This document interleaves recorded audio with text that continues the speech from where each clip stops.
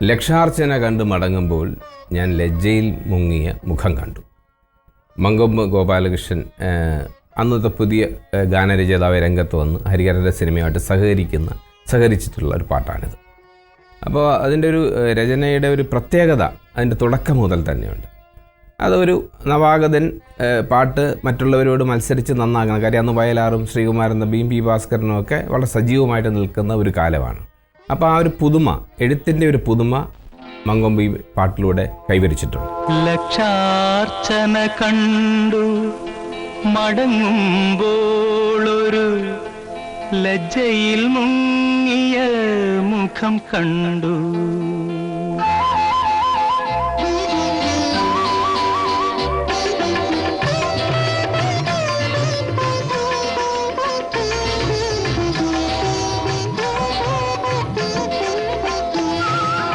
ലക്ഷാർച്ചന കണ്ടു മടങ്ങുമ്പോളൊരു ലജ്ജയിൽ മുങ്ങിയ മുഖം കണ്ടു.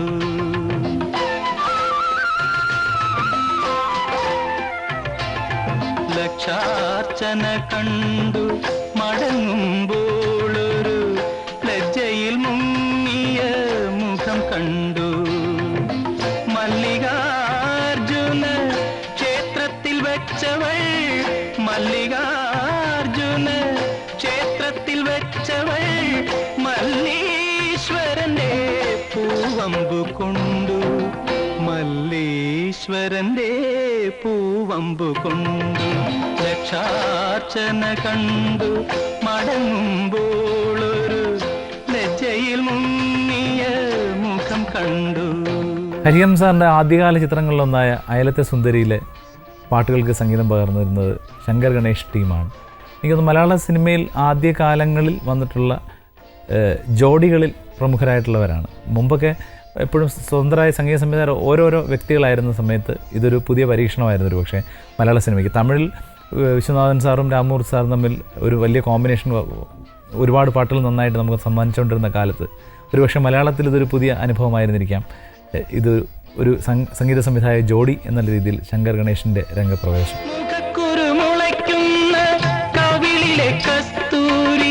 നക്ഷത്രം കൊണ്ടു ഞാൻ കവർന്നെടുത്തു, മുഖക്കുരു മുളയ്ക്കുന്ന കവിളിലെ കസ്തൂരി നക്ഷത്രം കൊണ്ടു ഞാൻ കവർന്നെടുത്തു.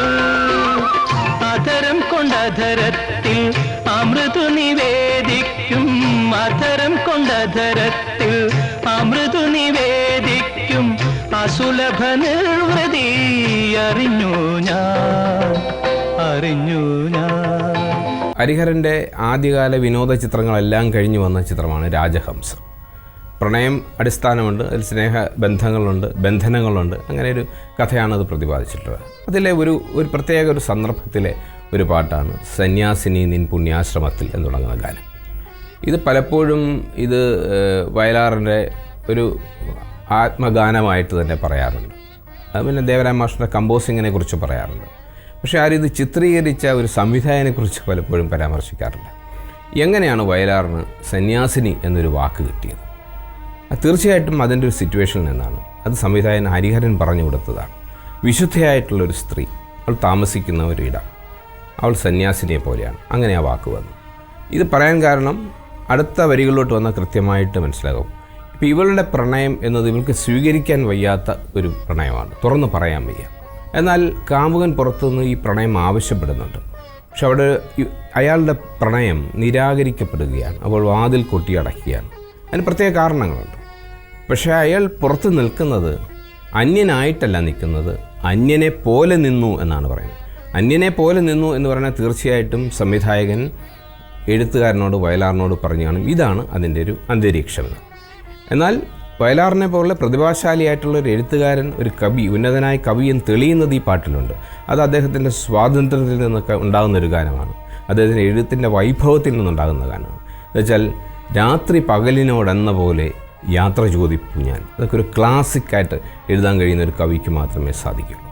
ദേവരാജ മാസ്റ്ററോട് ചില നിർദ്ദേശങ്ങളൊക്കെ സംവിധായകർ വളരെ ചുരുക്കം, വളരെ വിനയത്തോടു കൂടിയൊക്കെ പറയാറുണ്ടെങ്കിലും ഹരിഹരൻ സാറിന് ദേവരായ മാഷായിട്ടുള്ള വളരെ വൈകാരികമായിട്ടുള്ള അടുപ്പം വെച്ച് മാഷ ഇങ്ങനെയൊക്കെ വേണം പാട്ട്, ഇതൊക്കെയാണ് ഉദ്ദേശിക്കുന്നത്, ഇന്ന രംഗങ്ങളാണ് ഉദ്ദേശിക്കുന്നതൊക്കെ പറഞ്ഞിട്ടുള്ളതായിട്ട് അദ്ദേഹം പറഞ്ഞിട്ടുണ്ട്.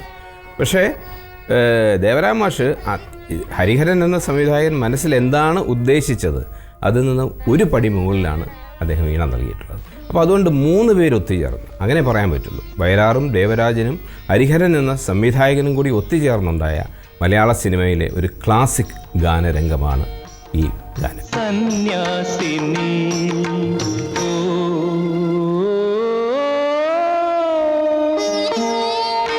സന്യാസിനി നിൻ പുണ്യാശ്രമത്തിൽ ഞാൻ സന്ധ്യാപുഷ്പവുമായി വന്നു. ആരും തുറക്കാത്ത പൂമുഖവാതിലിൽ അന്യനെ പോലെ ഞാൻ നിന്നു. സന്യാസിനി നിൻ പുണ്യാശ്രമത്തിൽ ഞാൻ സന്ധ്യാപുഷ്പവുമായി വന്നു. ഓരോ പാട്ടിനും നമ്മൾ സംഗതികളെന്ന് മറ്റേ കാര്യങ്ങളൊക്കെ പറഞ്ഞാലും ഇതിൻ്റെയൊക്കെ അപ്പുറത്ത് കാണാൻ കഴിയാത്ത ഒരു എന്താ പറയണ്ട, അതിൻ്റെ ഒരു തലമുണ്ട്. ഫീൽ എന്ന് പറയുന്ന ഒരു എന്താ പറയണ്ട, അതിൻ്റെ ഒരു വികാരം, അതാണ് ഒരു പാട്ടിൻ്റെ ജീവൻ എന്ന് നമ്മൾ പറയുന്നത്. അല്ലാതെ വെറും സംഗതികളും അതിലെ ടെക്നിക്കാലിറ്റീസും അല്ല. അപ്പോൾ അങ്ങനെ വളരെ ജീവനുള്ള ഈ ഒരു പാട്ടിൻ്റെ ആത്മാവ് കാണാൻ നമുക്ക് പെട്ടെന്ന് കഴിയും. കാര്യം ഇത് അതിമനോഹരമായിട്ട് പാടി. നിന്റെ ദുഃഖാർദ്രമാ മൂകാശ്രുധാരയിൽ എന്റെ സ്വപ്നങ്ങൾ അലിഞ്ഞു.